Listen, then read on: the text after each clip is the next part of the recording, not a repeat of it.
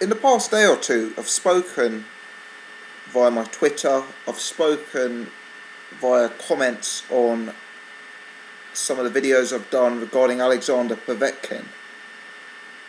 I wanted to do a brief sort of summary of my thoughts on Alexander Povetkin.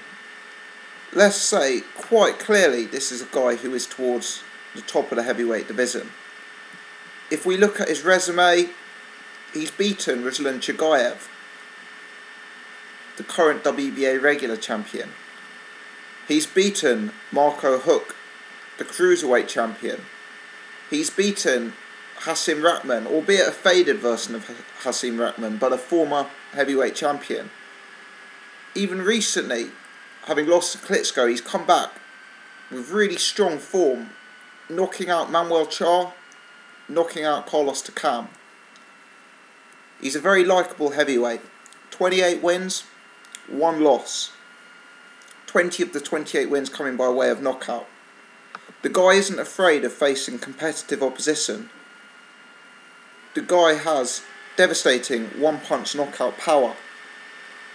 The guy is also one of the toughest, most durable, most rugged fighters in the heavyweight division.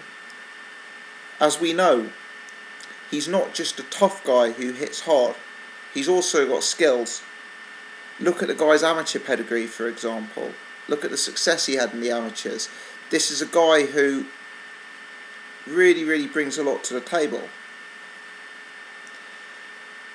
Arguably, his most recent win over Carlos Takam was the best heavyweight matchup of last year. Two guys who, going into that fight, I would consider both as top 6, top 7 heavyweights. Fighting it out in an evenly matched fight, and Povetkin ended it in the 10th round by quite a hard knockout. However, I've been speaking a lot recently about how Povetkin would do against the likes of Deontay Wilder, how Povetkin would do against the likes of Tyson Fury, how Povetkin would do in a Klitschko rematch, how Povetkin would do against Mike Perez. And Mike Perez one is possibly the most relevant, because now that it looks like Bryant Jennings will fight Vladimir Klitschko, I understand that in Jennings' absence, the WBC are going to order a final eliminator between Povetkin and Perez. So that fight is actually very realistic. But I have two areas of concern on Povetkin. I acknowledge his resume puts him towards the top of the heavyweight division. I acknowledge his power. I acknowledge his toughness. I acknowledge his amateur background. But there are two issues I have with him. The first issue is the way that Vladimir Klitschko dealt with him.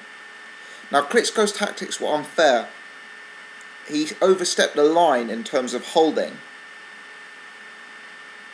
He wasn't very sportsmanlike. But this is fighting. It is one of the most brutal sports out there. If Povetkin is in future going to fight other tall guys, he shouldn't rely on them being sportsmanlike. I mean, look at a guy like Tyson Fury. Look how rough he was against a fighter like Steve Cunningham. Look at the big man tactics he employed. The heavyweight division these days is ruled by giants: Wilder, Fury, Klitschko. And when you are a smaller heavyweight like Alexander Povetkin, specifically a shorter heavyweight, you can't expect these kind of giants out there to use big man tactics. Now, what concerned me in that fight is the fact that it was pretty hard to give Alexander Povetkin a single round. If we look at his best wins out there, Marco Huck, Chagayev, Carlos Takam, Manuel Char, these are very big guys, but they're not big in the sense of a Fury or a Wilder. And in that fight, Povetkin was standing in sort of very hittable range, eating a lot of long shots from Vladimir Klitschko. I just wonder, in the modern heavyweight division, which has got so many 6'6", 6'7", even 6'10" giants, is Povetkin really going to be able to defeat these guys at the top level? Or will it be a repeat of Fury Chisora, Wilder Stavern? Will we see the taller guy coming out on top? I appreciate that Povetkin is a better, more advanced fighter than Chisora. I appreciate he's got attributes that Bermane Stiverne doesn't have. He's more athletic. He's faster perhaps. He's lighter on his feet. But I wonder in this era of the monsters and of the 6'10" heavyweights whether he's going to spend too much of the big fights at the end of a jab. The second issue I have with him comes from the Carlos Takam fight. Now I like Carlos Takam, a very underrated fighter in my book. What I was surprised about was that Carlos Takam at times outboxed Alexander Povetkin in that fight. Towards the end of that fight,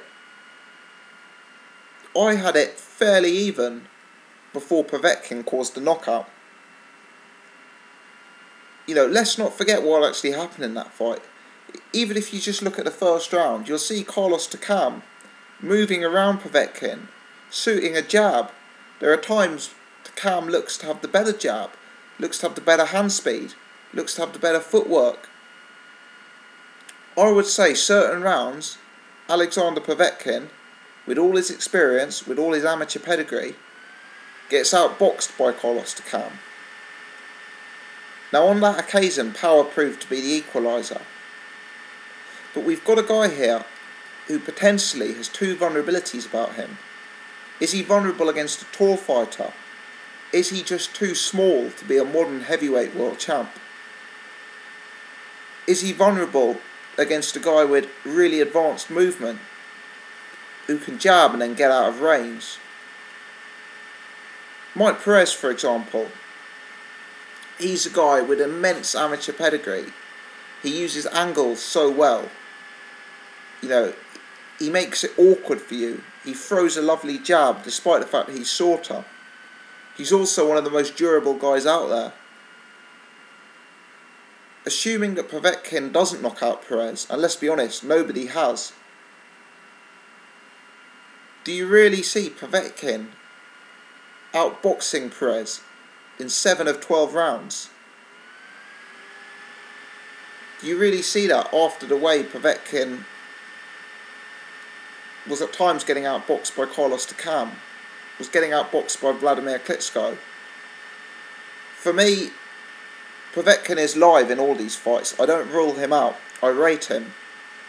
I don't say that Povetkin can't beat Deontay Wilder. I don't say he can't beat Tyson Fury or Mike Perez. The guy has experience, class, background, power. But let me just say that at present, Povetkin's moving into his later 30s. I believe he's nearly 36. He is in an era where he is one of the smaller heavyweights. And I think the way it's going these days, if you look at Wilder's performance against Stiverne, Fury's performance against Chisora, I think you're going to have to be a truly exceptional guy to win a version of the World Heavyweight Championship at 6'2", 6'3". I appreciate Bermane Stiverne did that relatively recently, but let's be honest, he found an easy gap defeating Chris Arreola. It's not going to be that easy for Povetkin. We've now got guys like Wilder, Fury, Klitschko. You know, we've now got these guys coming up to championship level, and it's unlikely Povetkin's going to be able to win the world title by beating a Chris Arreola. So I don't rule Povetkin out, but I've got two big concerns about him. And for me, that's probably why I didn't immediately include him in terms of fighters who could beat Deontay Wilder. Let me know your thoughts. Many thanks for watching.